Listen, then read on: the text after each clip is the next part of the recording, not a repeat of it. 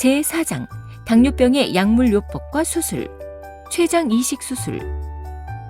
췌장의 기능이 거의 망가진 경우 당뇨병 치료의 마지막 방법으로 췌장 이식을 고려할 수 있는데, 인슐린을 생산할 수 있는 건강한 다른 사람의 췌장을 이식받음으로써 인슐린 투여 없이 혈당을 조절하게 하는 수술입니다.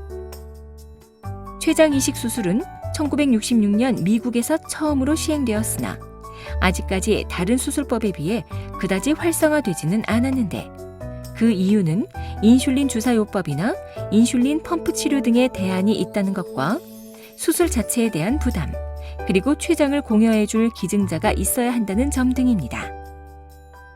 췌장 이식은 췌장만 단독으로 이식하기도 하지만 당뇨 합병증 등에 의한 만성 신부전으로 신장을 이식받을 때 췌장도 동시에 이식할 수 있습니다.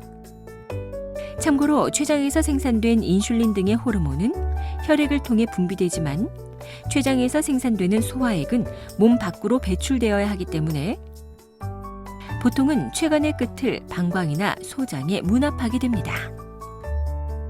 그리고 최근에는 췌장 내에서 인슐린을 분비하는 세포가 있는 췌도만을 분리한 다음 간이나 다른 장기의 혈관을 통해 주사하고, 이를 통해 췌도세포가 환자의 몸에 이식되어 인슐린을 생산하게 하는 췌도 이식이 시행되기도 합니다.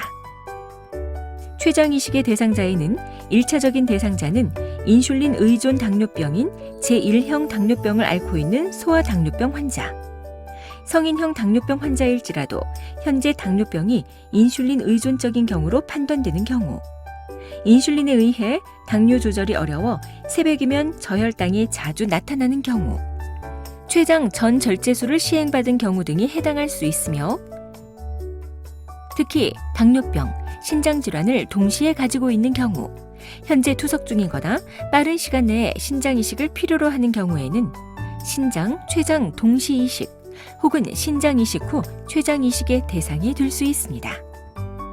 그리고 췌장 이식의 금기에는 현재 인슐린에 의해 혈당 조절이 잘 되고 있는 경우, 현재 감염 증세를 보이는 경우, 심한 협심증을 동반한 관상동맥 부전 등 말초 조직의 괴사를 보이는 경우, 60세 이상의 고령인 경우 등이 있습니다. 췌장 이식 후 약물 치료. 췌장 이식 또한 장기 이식에 해당하기 때문에 수술 후에는 거부 반응이 가장 큰 문제가 됩니다. 거부 반응은 신체의 면역 체계가 이식받은 장기를 외부의 이물질이나 병균으로 생각하고 공격하여 파괴하는 것입니다. 췌장 이식의 경우에는 신장 이식보다 거부 반응을 보이는 빈도가 잦은 것으로 알려져 있으나, 이러한 거부 반응을 막기 위해 보통 3가지의 약제로 면역계의 작용을 억제하는 면역 억제 치료가 반드시 필요합니다. 한편 과거에 비해 면역 억제의 효과가 개선되고 부작용 또한 크게 줄어들었지만 약 자체가 면역력을 떨어뜨리는 작용을 하기 때문에 경우에 따라서는 감염이나 종양, 높은 콜레스테롤 수치 등과 같은 문제가 발생할 수 있으며, 이러한 경우에는 주치의와 상의하여 적절한 치료를 받아야 합니다.